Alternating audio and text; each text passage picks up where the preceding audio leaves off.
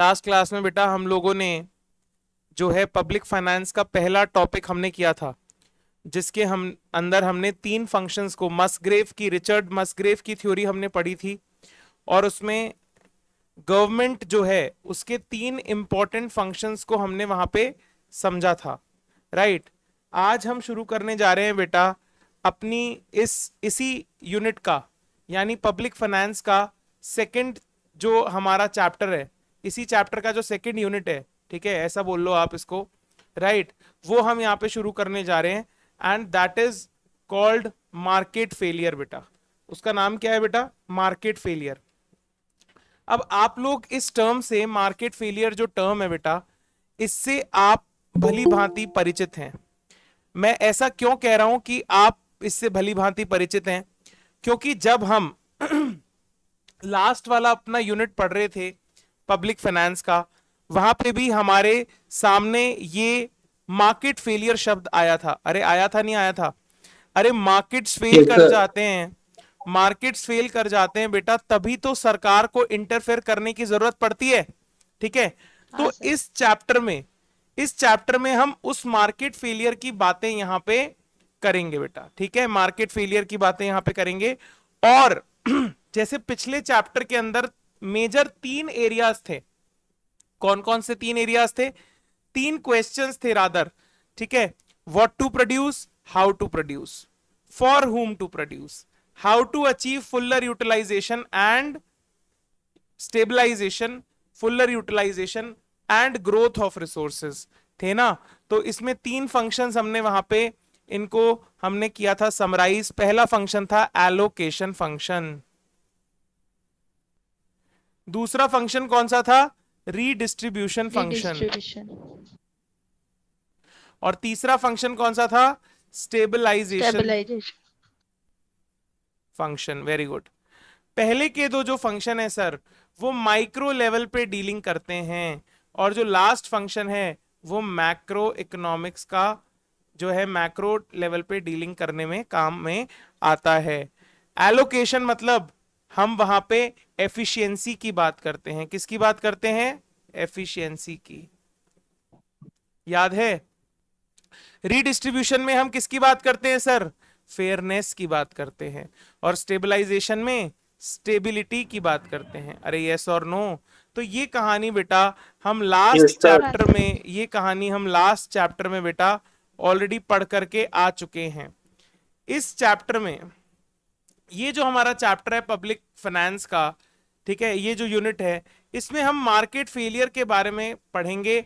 और स्पेसिफिकली हम market failure के बारे में हम ये जानेंगे कि what are the reasons of market failure, what are the reasons of market failure, किन कारणों से मार्केट जो है वो फेल कर जाता है। सर क्या ये रीजन हमने पिछले वाले चैप्टर में नहीं पढ़े? हाँ हाँ बिल्कुल। अगर तुम्हारे को ये याद आता है कि हमने ये सारे टॉपिक्स पिछले चैप्टर में भी पढ़े हैं, इसका मतलब तुम रिवीजन कर रहे हो, घर पे जाके पढ़ाई करते हो। लेकिन अगर तुम्हें ये लगता है कि नया टॉपिक है, तो फिर इसका मतलब आपको रिवाइज करने की जरूरत है, क्योंकि बिल्कुल हमने मार्केट फेलियर से जुड़ी हुई बातें पिछले चैप्टर में कवर करी हैं। अरे यस और नो? वहां पे स्पेसिफिकली मैंने आपको बताया था बेटा मार्केट्स क्यों फेल करते हैं, उनके रीजन। तो इस चैप्टर का कंटेंट केवल यही है। ठीक है। चार टॉपिक्स बेसिकली हमें इसमें यहां पर पढ़ने हैं, और इन चारों टॉपिक्स को आप ऊपर ऊपर से, यानी इन चारों टॉपिक्स की आपको ऑलरेडी, क्योंकि अगर आप लास्ट चैप्टर मेरे से पढ़ के आए हो तो आपके पास इन चारों टॉपिक्स के ऊपर बेसिक अंडरस्टैंडिंग होनी चाहिए। ठीक है, नहीं है तो जरूरत है कि आप जाकर के अपना पिछला चैप्टर जो है उसे रिवाइज वहां पे कर लें। बेटा मैं कल जो है कहीं कुछ कामों में व्यस्त था, तो ये जो स्लाइड्स पुरानी जितनी बनी हुई हैं उतनी ही मेरे पास हैं। आज तो अपन जितना कंटेंट कवर कर पाएंगे मैक्सिमम आज इसमें कवर करेंगे, और उसके बाद फिर कल इस चैप्टर को आगे बढ़ाएंगे। मैं एक्चुअली आ नहीं पा रहा था आज, मैंने आप लोगों का ऑफ ऑलरेडी डिक्लेयर कर दिया था। ठीक है, पर मैं कुछ कारण से मैं जल्दी पहुंच गया घर पे, सो आई थॉट कि I should not waste your time and we should continue even for 30 minutes 40 minutes, whatever is the time, you will cover some portion of the topic, so that is why we are here. Okay, तो अभी जितना मैं पढ़ाऊं उतना जाकर के वापस पढ़ लेना, और ये चारों टॉपिक्स बेसिक अंडरस्टैंडिंग इनकी आपके पास है। अब आप पूछोगे सर कैसे है, हमने पिछले क्लास में पढ़ा था, पिछले कक्षाओं में, पिछले लेसन्स में हमने देखा था, पिछले चैप्टर की जो सेशंस हुए थे हमारे, उसमें देखा था सर मार्केट इसलिए फेल करते हैं क्योंकि इनकम्प्लीट इंफॉर्मेशन होती है प्राइवेट एंटिटीज के पास, इसलिए मार्केट जो है फेल कर जाते हैं। सर आप बाकी बातें छोड़ो, पहले आप ये बताओ कि मार्केट फेलियर होता क्या है, मार्केट फेलियर क्या होता है, ये मार्केट फेलियर क्या है, आइए समझते हैं। हमें पता है कि मार्केट के अंदर एक मैकेनिज्म काम करता है, और ये हम बचपन से पढ़ते आ रहे हैं, और इस मैकेनिज्म को हम बहुत अच्छे से, इसका नाम हम सबको पता है, इस मैकेनिज्म को हम बोलते हैं प्राइस मैकेनिज्म। प्राइस मैकेनिज्म इसका नाम है। और ये प्राइस मैकेनिज्म नाम क्यों पड़ा, ये भी बड़ा इंटरेस्टिंग चीज है, आज हम इसको सीखेंगे जब इस चैप्टर में हम आगे बढ़ेंगे। ठीक है, जैसे जैसे हम इस चैप्टर में आगे बढ़ेंगे तो हम सीखेंगे कि इसको प्राइस मैकेनिज्म ही क्यों कहते हैं। अब ये प्राइस मैकेनिज्म को अगर मैं आपको कहूं कि मुझे बताइए प्राइस मैकेनिज्म क्या है, तो आप कहेंगे सर मार्केट के अंदर दो टाइप्स की फोर्सेस जो हैं वो काम करती हैं। एक फोर्स होती है डिमांड, एक फोर्स होती है सप्लाई। और जहां पे ये दोनों फोर्सेस एक साथ इंटरेक्ट करती हैं, उस पॉइंट को हम बोल देते हैं कि मार्केट्स यहां पे इक्विलिब्रियम स्टैब्लिश कर रहे हैं।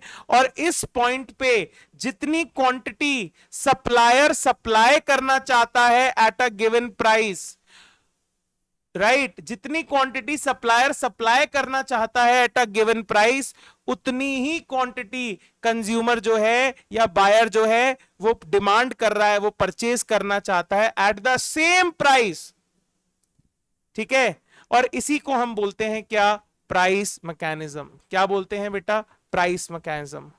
अगर डिमांड और सप्लाई की फोर्सेस हमेशा इंटरसेक्ट करती रहें, ठीक है, और इक्विलिब्रियम कंडीशन बनाती रहें, तो हमारे को कोई दिक्कत है ही नहीं। अरे यस और नो, जितना इकोनॉमी में बना अगर उतना खप जाए, ठीक है, जितनी डिमांड है उतनी अगर सप्लाई हो जाए, अब मैंने उल्टा बोला है, मैंने दोनों बातें बोल दी, मैं बोल रहा हूं जितना इकोनॉमी में बना अगर उतना खप जाए, ठीक है, जितना बना उतना खप जाए, ठीक है, या फिर जितनी डिमांड हुई, ठीक है, जितनी डिमांड हुई उतना सप्लायर्स सप्लाई कर दें, तो इकोनॉमी कभी भी डिसइक्विलिब्रियम या फेलियर के पोजीशन में नहीं आएगी, वो हमेशा इक्विलिब्रियम पोजीशन में चलती रहेगी। लेकिन क्या ऐसा होता है, बोलो ना, क्या ऐसा होता है, नहीं ना। अरे नहीं सर, नहीं होता सर। हिंदी पिक्चर में कभी हैप्पी एंडिंग से पहले हमेशा फाइट होती है, तो हमेशा यहाँ पे भी मार्केट जो है हमेशा सेम नहीं चलते।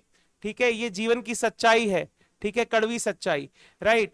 तो यहाँ पे मार्केट जो है वो फेल कर जाते हैं, ठीक है, उसका कारण हमने एक पिछले चैप्टर में देखा था, इनकम्प्लीट इंफॉर्मेशन होती है। इसीलिए हम कहते हैं कि यहाँ पे सरकार को आकर के इंटरवीन करना पड़ता है, और इसीलिए इस चैप्टर का नाम पब्लिक फाइनेंस है, राइट। सरकार का रोल हम यहाँ पे पढ़ रहे हैं, समझ में आता है, मैंने आपको चीजें रिलेट करी। नेक्स्ट पॉइंट हमने जो पढ़ा था लास्ट क्लास के अंदर वो था पब्लिक गुड्स को लेकर के, पब्लिक गुड्स, सोशल गुड्स, ठीक है, goods that are available for the society at large, ऐसी वस्तुएं जिनको आपको इस्तेमाल करना पसंद है। मैं वापस बोल रहा हूं, ध्यान से धीरे धीरे सुनिएगा, जिनको आपको इस्तेमाल करना बहुत अधिक पसंद है, लेकिन आप उसके लिए कोई भी प्राइस नहीं देना चाहते, वो होते हैं क्या, पब्लिक गुड्स। तो क्या कोई भी प्राइवेट एंटरप्राइज, कोई भी प्राइवेट बिजनेस एंटिटी ऐसे गुड्स को बनाना चाहेगी? अरे नहीं नहीं नो सर, सर। वो तो हमेशा प्रॉफिट के लिए काम करते हैं। इसीलिए पब्लिक गुड्स के केस में भी मार्केट फेल हो जाता है। पब्लिक गुड्स की जहां पे डिमांड होती है वहां पे मार्केट जो है उन गुड्स को सप्लाई करने में फेल कर जाते हैं, और इसी कारण यहां पे वापस से आना पड़ता है गोविंदा गोविंदा गोविंदा गोविंदा, यानी सरकार को। बेटा समझ में आ रहा है क्या? हाँ सर। ठीक है, हाँ सर। देखो बोल दिया करो, अच्छा लगता है मुझे भी, ठीक है, वरना हाँ तन्हाई सर बहुत मैं है जीवन में, समझ रहे हो। चलिए नेक्स्ट जो है तो एक बार वो ये है, फिर से बताओ ना एक बार, पब्लिक गुड रीजन क्यों है बेटा मार्केट लास्ट ट्रेडेड का? चैप्टर तुम थे क्या लास्ट चैप्टर में? सर 2 क्लास नहीं था। हाँ तो बस तुमने बहुत घोर अपराध घोर पाप किया है। बेटा पब्लिक गुड्स क्या होते हैं? पार्क है, लेकिन पार्क। तुम्हें पार्क जाना पसंद है? बोलो हाँ। अरे गार्डन हाँ। में, ठीक है। अब हाँ जैसे सर मान हाँ। लो, मान लो ये अपने यहाँ पे कोई भी गोल जो चौराया होता है उस पे गोल चक्कर बना के वहां पे फूल पौधे बढ़िया लगा दिए, ठीक है, तो क्या हाँ हाँ। तुम्हारे को वो सुंदर लगेगा? जब तुम जाओगे हाँ रोड पे सर। तो तुम्हें वो सुंदर लगेगा, तुम उसे देखना पसंद करोगे, या फिर वहां पे कूड़ा करकट डाल के रख दें, वहां पे सुअर घूमते रहे, बदबू आती रहे, वो अच्छा लगेगा? क्या अच्छा लगेगा? First option. First option. बढ़िया पौधे वौधे लगाओ सर, एकदम सुंदर दिखनी चाहिए हमारी जो सिटी है, राइट। ठीक है, क्लीन सिटी, ग्रीन सिटी, ऐसे सुंदर सुंदर हर जगह जाएं, बढ़िया बढ़िया लग रहे हैं ना, ठीक है। सामने बढ़िया बढ़िया पोस्टर वोस्टर लग रहे हैं, जो तुम्हारी फेवरेट हीरोइन है उसके बड़े बड़े बैनर लग रहे हैं ना, इस तरीके से दिखना चाहिए तुम्हारे को डेवलपमेंट, ठीक है। हाँ सर। तो बेटा ये आपको दिखने में बहुत अच्छा लगता है, लेकिन अगर आपको बोल दिया जाए कि इन सब के लिए आपको पैसा देना पड़ेगा, तो आप बोलोगे ठीक है भैया हम पैसा नहीं देंगे, जैसा आपको रखना है रखो। अरे यस और नो? पार्क के लिए अगर फीस रख दी जाए, ठीक है मेरी बात समझ रहे हो, तो आप हो सकता है उस फीस को अफोर्ड कर सकते हो, लेकिन वो पार्क में तो आपके पड़ोस के बच्चे, आपके घर में जो लोग काम करने सर्वेंट्स आते हैं उनके बच्चे, ठीक है, जो lower strata of the society है, सभी लोग इक्वली आते हैं, सभी लोग उन फैसिलिटीज का इस्तेमाल करते हैं, अरे हाँ या ना? ठीक यस है, सर यस सर। हाँ सर। ठीक है ना। तो ये वो पब्लिक गुड्स है बेटा। अगर ये इकोनॉमी में प्राइवेट, क्योंकि प्राइवेट एंटिटीज ये प्रोवाइड नहीं करती, क्योंकि उनका प्रॉफिट इंटरेस्ट इसमें लाया करता यस ही सर नहीं है, ठीक है। Yes sir. इसकी वजह से इनकी सप्लाई जो है वो इनकी सप्लाई होती नहीं है मार्केट में, जिसके कारण मार्केट फेल कर जाता है। This is one of the reasons. हम आगे इन एक एक, बेटा एक एक टॉपिक को यही पढ़ना है इस चैप्टर में, 40 पेज का चैप्टर है, 40 पेज के चैप्टर में यही पढ़ना है। अब आप सोचो हर टॉपिक के अंदर कितनी डेप्थ से इन्होंने समझाया होगा, कुछ और उसमें टेक्निकल टर्म्स को समझाया होगा, कुछ और ट्रिविया बताई होगी, वो सारी चीजें कवर करेंगे, लेकिन अभी बेसिक बेसिक, क्योंकि ये पिछली क्लासेस में मैं ऑलरेडी कवर कर चुका हूं बेटा, अब समझ में आ गया। तो इसीलिए यहां पे सरकार का रोल आ जाता है, क्लियर है। अब एक्सटर्नलिटीज की बात करते हैं। मैंने आपको बताया था एक्सटर्नलिटीज, हम कोई ऐसा काम करें, ठीक है, जिससे कोई थर्ड पार्टी जो कि उस काम में रिलेटेड ही नहीं है, उसको अगर उस चीज का इंपैक्ट आ जाए। मैंने इसमें आपको एग्जाम्पल दिया था, बहुत ही खूबसूरत एग्जाम्पल दिया था, पॉल्यूशन जो है, ठीक है हाँ जी।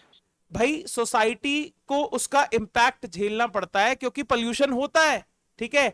अरे पॉल्यूशन करने वाला कौन? पॉल्यूशन करने वाला बिजनेस, ठीक है। पॉल्यूशन झेलने वाली कौन? डायरेक्टली पॉल्यूशन झेलने वाली प्रकृति, नेचर, ठीक है। लेकिन उसका इंपैक्ट, उसका एक्सटर्नल इंपैक्ट, इसको एक्सटर्नलिटीज क्यों कहा? Because they are external to the market. External to the market मतलब मार्केट के बीच में जो ट्रांजैक्शंस हो रही हैं उसके अलावा कोई थर्ड पार्टी को, दैट इज एक्सटर्नल पार्टिसिपेंट, उसको इसका खामियाजा, खामियाजा भी हो सकता है और बेनिफिट भी हो सकता है। क्योंकि एक्सटर्नलिटीज मैंने आपको बताया था बेटा, एक्सटर्नलिटीज हमने पिछली क्लास में तो नेगेटिव के बारे में ही पढ़ा था, लेकिन मैंने आपको तब भी बता दिया था कि एक्सटर्नलिटीज जो हैं ये पॉजिटिव भी हो सकती हैं और ये नेगेटिव भी हो सकती हैं। क्लियर है? ठीक है, हाँ सर। समझ में आ गया। आखिरी यस पॉइंट है सर। बेटा मार्केट पावर, ठीक है। हमने लास्ट चैप्टर में भी देखा था कि क्योंकि अगर मार्केट के अंदर मोनोपोली कंडीशंस हैं, मोनोपोली कंडीशंस अगर मार्केट के अंदर हैं, तो ऑब्वियस सी बात है जो भी मोनोपोलिस्ट होगा, जो भी सिंगल सेलर होगा, उसका एक प्राइम ऑब्जेक्टिव क्या होगा? उसका एक प्राइम ऑब्जेक्टिव होगा प्रॉफिट। और इस प्रॉफिट को अचीव करने के लिए अगर आपने अपने सीए फाउंडेशन की पढ़ाई को ठीक तरीके से किया है तो आपको पता है कि मोनोपोली का जो इक्विलिब्रियम सेट होता है, producers equilibrium, that is below the level of fuller utilization of full capacity. हाँ, फुल कैपेसिटी से लेस होता है, ठीक है। उसको हम बोलते हैं सब ऑप्टिमल लेवल पे होता है, लेवल। ठीक है। सब ऑप्टिमल लेवल पे ये इक्विलिब्रियम सेट होता है। तो मोनोपोलिस्ट कैसे काम करता है सर? मोनोपोलिस्ट मुनाफाखोरी के लिए काम करता है, मुनाफा कमाने के लिए काम करता है, और इसी कारण वो अपने प्राइसेस को हाई रखता है और वो उन्हीं गुड्स को प्रोड्यूस करता है या बनाता है जो उसके लिए प्रॉफिटेबल हैं, लेकिन वो उन गुड्स को कई बार इग्नोर कर देता है जो सोसाइटी के लिए प्रॉफिटेबल हैं, यानी सोशल गुड्स को इग्नोर कर देगा, पब्लिक गुड्स को इग्नोर कर देगा।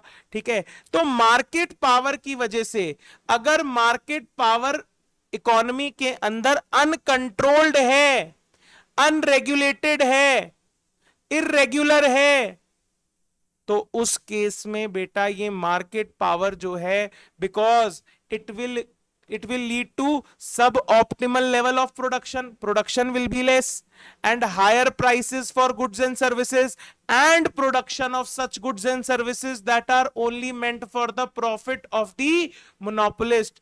In these cases also there will be a situation that the entire economy will be facing, that will be of market failure. Sir and ma'am समझ में आ गया?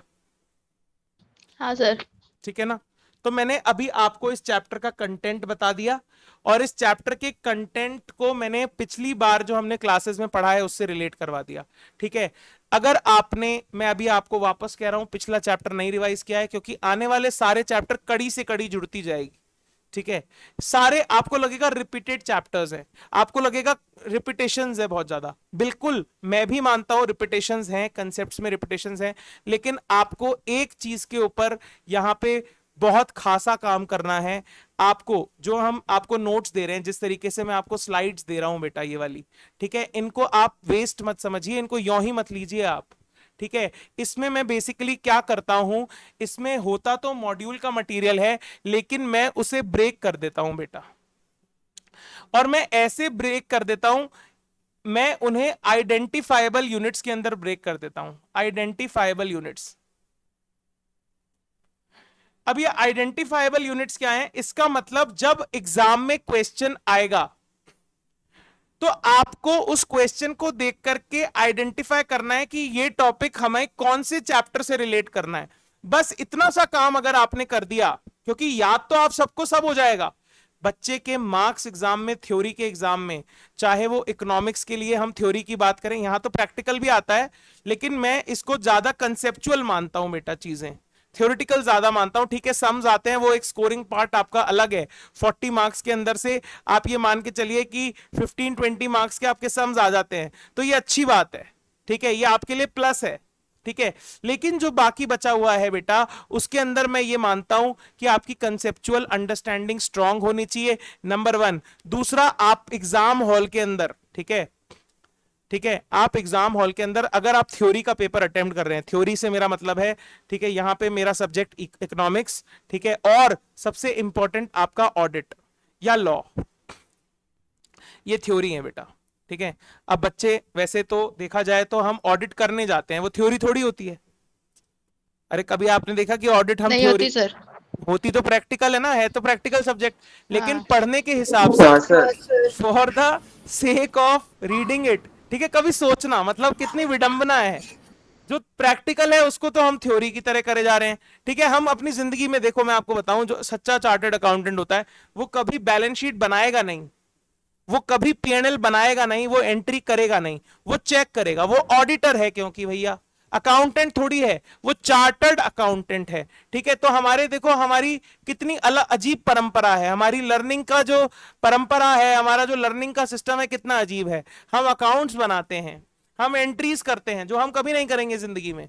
ठीक है, ठीक है, वैसे करनी भी पड़ती है, कई बार जॉब आपको ऐसे मिल जाती है, ठीक है, डेटा एंट्री की हो गई, या आपको करनी पड़ती है, पड़ सकती है, लेकिन एज एन ऑडिटर मैं बता रहा हूं, आपका काम क्या है? ऑडिट करना, चेकिंग करना, एनालिसिस करना, कंसल्टेंसी करना, इंटरप्रिटेशन करना, लॉ को समझना। The work is more theoretical, but most of the people, they are passing the exam based on their practical subjects, subject जो प्रैक्टिकल है, जिसमें सम है, क्वेश्चन है, मैथ्स है। तो ऑडिट, लॉ, इकोनॉमिक्स, जहां पे भी आप थ्योरी पढ़े, इवन ईआईएस एसएम भी आपका थ्योरी है, ठीक है, वो तो पूरा थ्योरी है, वो तो मैं उसको तो अलग ही कैटेगरी में रखता हूं। कंप्यूटर है वो तो जनरल कंप्यूटर नॉलेज है, ठीक है ना। तो बेटा वो सारी जो चीजें यहाँ पे आपके मार्क्स जो कटते हैं, बच्चा पढ़ाई कर लेता है, बच्चा चीजों को याद कर लेता है, लेकिन उसके जो मार्क्स कटते हैं बेटा, वो आइडेंटिफिकेशन प्रॉब्लम में कटते हैं।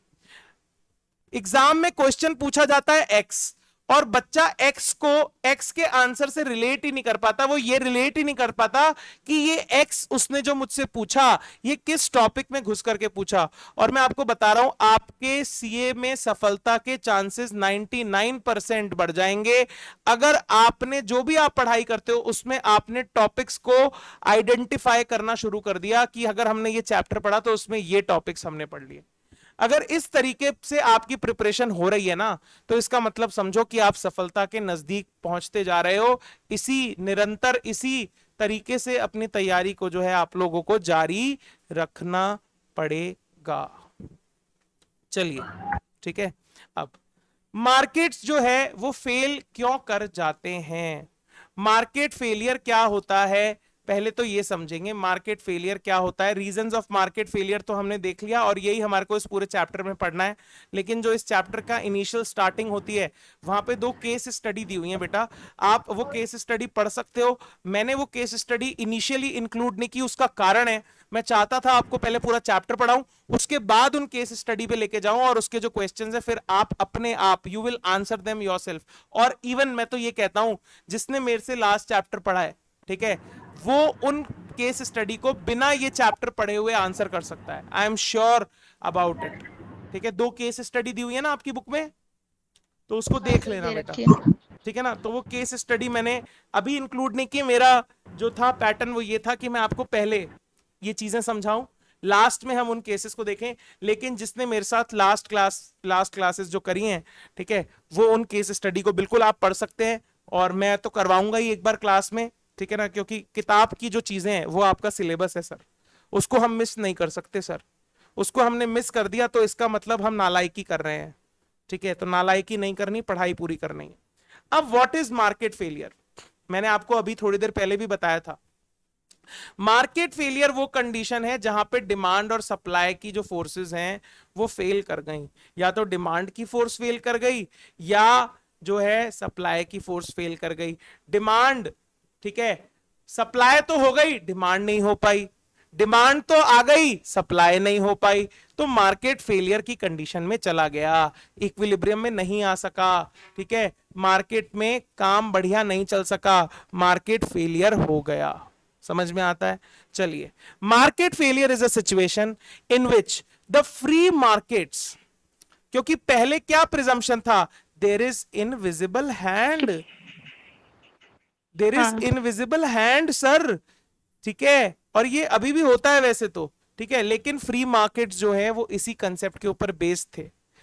It leads to misallocation of society's scarce resources in the sense that there is either overproduction or underproduction। लेकिन फिर बाद में देखा जाने लगा कि फ्री मार्केट के अंदर तो क्या होता है, मिसएलोकेशन होता है, ठीक है, किसका, रिसोर्सेज का, और वो रिसोर्सेज हमारी इकोनॉमी में कैसे हैं, हमेशा स्कैर्स रिसोर्सेज, ठीक है। कुछ चीजों का ओवर प्रोडक्शन हो सकता है, कुछ चीजों का अंडर प्रोडक्शन हो सकता है। जब ओवर प्रोडक्शन होगा तो इसका मतलब जाहिर सी बात है उस चीज की सप्लाई बढ़ गई, डिमांड नहीं है, तो markets will fail, markets will fail. Similarly अगर अंडर प्रोडक्शन हुआ, सप्लाई कम है, डिमांड ज्यादा है, तो भी सप्लाई और डिमांड मैच नहीं हो पाए, मार्केट्स विल फेल। समझ में आ गया, ठीक है। एंड हाँ sir. there is under production and over production of particular goods and services leading to a less than optimal outcome.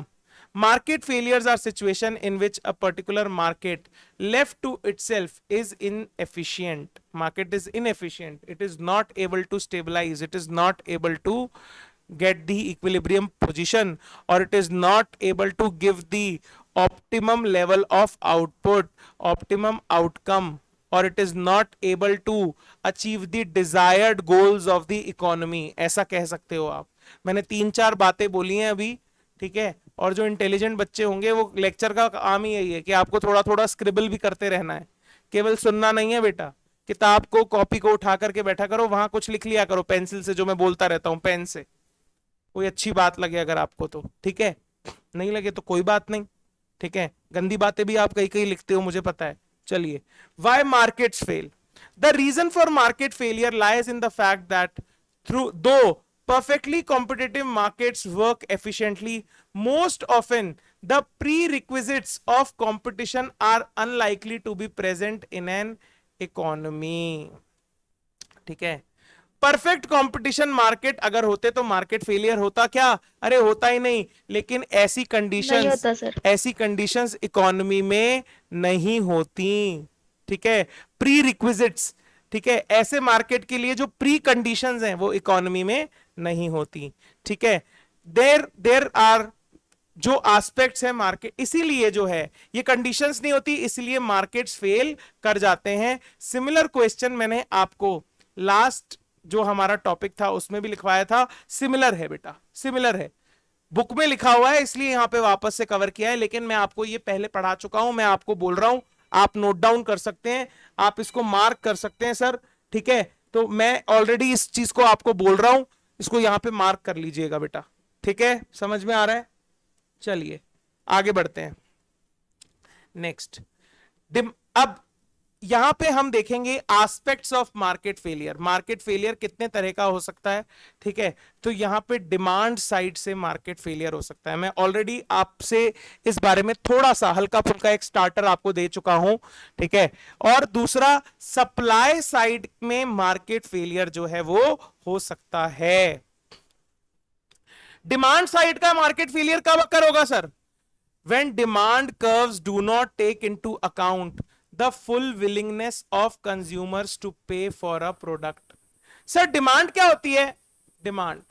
Demand is the willingness and ability of a consumer or a buyer to buy goods and services at various prices over a period of time, that is what is demand. अरे yes or no? हाँ sir. और इसकी वजह से market में demand curve इस तरीके से हमें देखने को मिलती है, जब ये डिमांड कर्व पूरी इकोनॉमी की डिमांड को लेने में असक्षम हो गई, सक्षम नहीं है, ठीक है, तो उसमें क्या होगा? डिमांड साइड मार्केट फेलियर हो जाएगा। यहां पे एग्जांपल दिया हुआ है, उसको हम देखते हैं।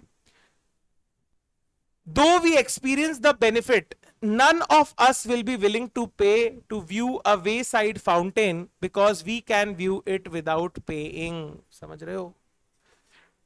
क्योंकि देखो, मार्केट में जो डिमांड है, क्या हमारे को मार्केट से जो डिमांड आती है, क्या हमारे को कभी भी करेक्टली पब्लिक गुड्स की डिमांड यहां पे आइडेंटिफाई हो पाती है? ये पब्लिक गुड्स की बात हो रही है ना यहाँ पे। अरे जो भी मार्केट से डिमांड आती है उसमें पब्लिक गुड्स की डिमांड आइडेंटिफाई हो ही नहीं पाती। कैसे? शिक्षा चाहिए सर, सबको चाहिए, सरकारी शिक्षा चाहिए, मुफ्त शिक्षा चाहिए, हो पाती है आइडेंटिफाई? नहीं हो पाती। So what is the importance of, तो ये डिमांड जो है वो अगर अनआइडेंटिफाइड रह गई तो ये demand, it will lead to what? इसका मतलब मार्केट में उसकी डिमांड तो है लेकिन वो आइडेंटिफाइड नहीं है। समझ रहे हो? लोग पार्क जाना चाहते हैं लेकिन उस चीज की वो डिमांड नहीं करते। उसके लिए सर हमें कैसे पता उसकी डिमांड नहीं करते? Because we see that they are not ready to pay a price for such things. और जिनके लिए वो प्राइस देने के लिए तैयार हैं, हम उन डिमांड्स को आइडेंटिफाई कर लेते हैं। लोगों को दारू पीनी है, लोगों को गाड़ी खरीदनी है, आपको पिज्जा खाना है, इन सब के लिए लोग पैसा देने के लिए तैयार हैं, ठीक है। लेकिन वृक्षारोपण करना है, एफॉरेस्टेशन करनी है, अरे क्या इसके लिए कोई पैसा देने के लिए राजी है? नहीं नहीं सर, वो तो टैक्स जबरन सरकार को निकालना पड़ता है आपकी जेब में घुस करके, ठीक है ना बेटा? समझ रहे हो मेरी बात को? चलिए next, supply side market failures happen. अब सप्लाई साइड मार्केट फेलियर की बात कर लेते हैं। When supply curve do not incorporate the full cost of producing the product. ठीक है, जो भी प्रोडक्शन हो रहा है अगर वो सप्लाई कर्व में इंक्लूडेड ही नहीं है तो इसका मतलब जो सप्लाई कर्व बन रही है वो कंप्लीट नहीं है, उसमें कुछ चीजें मिसिंग है। Let us see the example. A thermal power plant that uses coal may not have to include or pay completely for the cost to the society caused by cost that is caused by fumes it discharges into the atmosphere as a part of the cost of producing electricity। अरे जो environment की cost है क्या वो supplier अपनी supply में include करता है कि मैं ये भी सप्लाई कर रहा हूं, मैं धुआं भी सप्लाई कर रहा हूं, इस चीज को कभी वो इंक्लूड करता है? नहीं। क्यों? क्यों? क्योंकि कभी भी वो आइडेंटिफाई नहीं कर पाता। उस चीज की कॉस्ट पूरी तरीके से नहीं दे पाता। यहां पे वो प्राइस नहीं दे पाते, यहां पे सप्लायर के हिसाब से बात हो रही है ना बेटा। तो सप्लायर के लिए कॉस्ट इंपॉर्टेंट है और कंज्यूमर के लिए प्राइस इंपॉर्टेंट है। समझ रहे हो मेरी बात? प्राइस ठीक है ना? तो समझ में आ गया डिमांड साइड। और ये देखो यहां पे आपको फोटो से भी समझ में आ जाएगा। स्ट्रीट लाइटिंग हम सबको चाहिए, पैसा कोई मांगे नहीं चाहिए। पुलिस हम सबको चाहिए, ड्रेनेज सिस्टम सबको चाहिए, ग्रीन गार्डन सबको चाहिए। ठीक है, अब ये जो है क्या ये जो जितना मुनाफा कमा रहे हैं, जो ये कॉस्टिंग अपनी लगाते हैं, अपनी लागत लगाते होंगे, क्या ये सारी लागत लगा लेते हैं कि हमने सोसाइटी को इतना नुकसान पहुंचाया, उसका सारा लागत इतना है? नहीं लगा पाते, नहीं लगा पाते। No sir. इसी नहीं वजह लगाते से सर। इसी वजह से बेटा, इसी वजह से डिमांड साइड और सप्लाई साइड मार्केट फेलियर्स जो हैं वो हमें देखने को मिलते हैं। ठीक है, यहां तक बेसिक एक्सटर्नलिटीज का। वैसे ये एक्सटर्नलिटीज इसमें अलग अलग हो सकते हैं ना, मार्केट पावर भी हो सकता है। मार्केट पावर की तरह देख लो आप, एक इंडिविजुअल फर्म है, ठीक है, जैसे मान लो अगर आप मान लो कि कोई मोनोपोलिस्ट है, अब वो तो अपने प्रॉफिट के हिसाब से काम करेगा ना बेटा। वो क्यों पब्लिक गुड्स को प्रोड्यूस करेगा, या वो ऐसे गुड्स को क्यों प्रोड्यूस करेगा जिससे सोशल वेलफेयर हो? ठीक है, तो जो कॉस्ट उसके ऐसे गुड्स को ना प्रोड्यूस करके सोसाइटी को उठानी पड़ रही है। अरे अगर सोशल गुड्स, अगर मान लो पूरी मोनोपोलिस्ट इकोनॉमी है, एक ही हमारे यहां पे सेलर है और वो तो बोलता है भैया मेरा तो एक ही काम है, मैं तो सबको जो है गंजेड़ी बनाना चाहता हूं, सबको शराबी बनाना चाहता हूं, मैं तो केवल दारू बेचूंगा, बस दूध बेचूंगा ही नहीं, केवल दारू। समझ रहे हो? तो अब दारू जो बेचने की कॉस्ट है वो कुछ कॉस्ट निकालता होगा कि शराब बनाने में मेरी इतनी लागत आती है, मशीन चलाता हूं, ऐसे एडवर्टाइजमेंट करता हूं, ऐसे बोतल में पैक करके फिर देता हूं, ये टैक्स लगता है, वो सारी बातें, वो उसकी कॉस्ट है। वो क्या है? उसकी कॉस्ट। लेकिन उसने सोसाइटी को दारू पिलाई और दूध नहीं पिलाया, सोसाइटी को दारू पिलाई और दूध नहीं पिलाया, तो जो दूध ना पिलाने से लोग बीमार हुए, ठीक है, लोगों की जो कल्चरल एस्पेक्ट जो है, जो उनका एक उनका जो जुड़ाव है, ठीक है, वो खत्म हुआ नेचर के साथ। उनको दूध पीना था, नहीं पी पाए, वो क्या करें बताओ? ठीक है, उनकी लाइफस्टाइल की कॉस्ट हो जाएगी, उनकी लाइफस्टाइल जो है, अरे तुम सुनो तो सही पहले, मतलब बिल्कुल है ना मैकेनिकल लोग हो तुम, बस 1+1 होना चाहिए, बस 2। पर हम यहाँ 1+1 करते ही नहीं है, हम 1+1 11 करते हैं, बल्कि हम तो 1+1 111 भी कर देते हैं बेटा। ध्यान से सुना करो, इसलिए कहता हूं। तो उसने उनकी लाइफस्टाइल को इंपैक्ट किया, उन्हें बीमार किया, उन्हें दूध से दूर किया, लेकिन इन सब सोशल कॉस्ट को उसने अपनी दारू की कॉस्ट में इंक्लूड नहीं किया। तो ऐसे ही ये, अब ये जो मैंने एग्जांपल लिया मोनोपोलिस्ट का, ठीक है, तो ये मार्केट पावर का एग्जांपल हो गया। मार्केट पावर की वजह से जो मार्केट फेलियर अकर हुआ है। ठीक है बेटा, समझ में आ गया? अरे यस और नो? अरे बोल दो भाई। बोल दो भाई, बोल दिया करो भाई। देखो बोल दो, ठीक है। YouTube पे सर्च करना, यस सर। YouTube पे सर्च करना, लोगों ने खूब फ्री कंटेंट डाल रखा है, कभी सुनना उसे, समझ में आ जाएगा वो कर क्या रहे हैं, जीवन में कर क्या रहे हैं। और जो बच्चे नीचे उनके कमेंट कर रहे हैं वो पता नहीं कहां जाएंगे, उनको कुछ समझ में नहीं आएगा। जो अपन पढ़ रहे हैं ना, इस लेवल की एनालिसिस वो कर ही नहीं पाएंगे भाई। हमने यहाँ पे 2 चीजों 3 चीजों को एक साथ जोड़ दिया, आप देखिए यहाँ पे ठीक है, तो बेटा इसलिए कहता हूं क्लास में बैठे हो ध्यान से सुनो इसको बेटा, इंपॉर्टेंट चीजें हैं। नेक्स्ट, अब यहां तक हमारा इंट्रोडक्शन पार्ट जो है चैप्टर का ओवर हो जाता है। यहां से अब हम एक एक कंपोनेंट वाइज चलना शुरू करेंगे बेटा, एक एक कंपोनेंट वाइज हम चलेंगे, ठीक है, हर कंपोनेंट को देखेंगे, एक एक कंपोनेंट वाइज हम चलेंगे। पहला हमारा कंपोनेंट है मार्केट पावर, ठीक है, दूसरा हमारा कंपोनेंट है एक्सटर्नलिटीज, तीसरा हमारा कंपोनेंट है पब्लिक गुड्स, और चौथा हमारा कंपोनेंट है क्या, इनकंप्लीट इंफॉर्मेशन। क्लियर है? तो अभी हम आज जो है वो मार्केट पावर को यहां पे कंप्लीट करेंगे और फिर अपनी क्लास को समाप्ति की ओर लेकर के चलेंगे। ये लास्ट टॉपिक है आज का, तो ध्यान से समझना। मैंने आपको ऑलरेडी जब मैं शुरुआत में इंट्रोडक्शन दे रहा था तो मैंने समझा दिया है, इसको एक बार रीड कर लेते हैं, कोई दिक्कत अगर आती है, ठीक है, तो मैं आप मेरे से पूछ सकते हैं, मैं वापस से एक्सप्लेन कर दूंगा। लेकिन मैंने आपको मोनोपोली का एग्जाम्पल अभी भी दिया वापस, तो आपको मैंने एक्सप्लेन हाँ कर सर। दिया है, ठीक है। पढ़ेंगे क्योंकि अब आपको बेसिक अंडरस्टैंडिंग स्ट्रांग है, एक्सप्लेनेशन क्लियर है, दिमाग में फंडे क्लियर है, तो अब किताब पढ़ोगे बड़ी सरल लगेगी। वैसे आप जाकर के किताब पढ़ोगे पता नहीं, ऐसे लगेगा अरे नींद आएगी, ठीक है, तो वैसे वो भी अच्छा काम करती है, कभी कभी नींद नहीं आती तो बिना गोली खाए नींद आ जाती है किताब पढ़ने पर, ठीक है ना। चलिए, तो मार्केट पावर और मोनोपोली पावर मैंने आपको बता दिया, ये मोनोपोली पावर की बात कर रहे हैं। Is the ability of a firm to profitably raise the market price of a good or service over the marginal cost। क्योंकि वो मोनोपोलिस्ट है, वो प्राइस इंक्रीज करके मुनाफाखोरी करना चाहता है, प्रॉफिट कमाना चाहता है बेटा। Excessive market power, single seller है, स्ट्रॉन्ग होल्ड कंट्रोल है, यूनिक प्रोडक्ट है, कोई और आ ही नहीं सकता, रिस्ट्रिक्टेड एंट्री है, ठीक है, हाँ सर। ठीक है। Excessive market power causes the single producer or a small number of producer to produce and sell less output। अरे जितना मन करेगा उतना बेचेंगे, हमारे को डिमांड से कोई मतलब ही नहीं है। So this will lead to what? This will lead to supply side market failure, या डिमांड सप्लाई मार्केट फेलियर हो जाएगा ना इस केस में। मार्केट पावर की वजह हाँ से सर। डिमांड और सप्लाई मैच ही नहीं कर पाएंगी।